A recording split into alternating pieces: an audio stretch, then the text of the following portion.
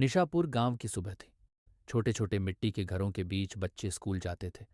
अरुण 14 साल का लड़का अपने घर के बाहर खड़ा सोच में डूबा था।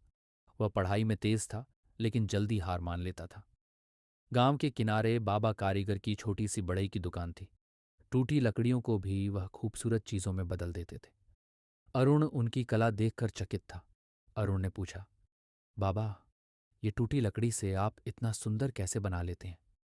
बाबा मुस्कुराए और बोले, क्योंकि मैं लकड़ी की टूटी हालत नहीं, उसकी काबिलियत देखता हूं। कुछ दिनों बाद स्कूल में दौड़ प्रतियोगिता हुई। अरुण दौड़ा, लेकिन आधे रास्ते में ही थक कर रुक गया। वह खुद से हार गया और पहला आने का सपना टूट गया। शाम को अरुण नदी के किनारे बैठा उदास होकर सोच रहा था, मैं कभी जीत नहीं सकता। तभी बाबा कारीगर वहां आए और एक छोटी नाव की ओर इशारा किया, जो तेज नदी में धीरे धीरे आगे बढ़ रही थी।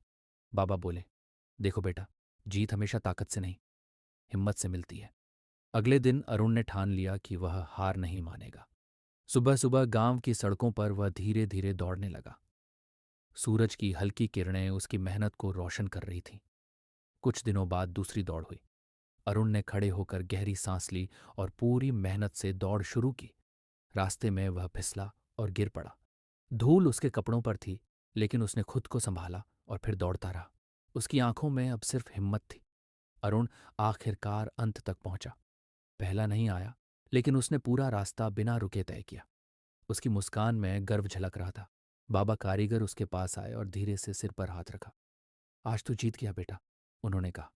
अरुण ने समझ लिया कि असली जीत अपने डर को हराने में है। अगली सुबह अरुण कॉन्फिडेंटली स्कूल की तरफ बढ़ा। अब वह जानता था, हार सिर्फ पहले आने में नहीं होती, बल्कि खुद पर विश्वास और हिम्मत रखने में होती है।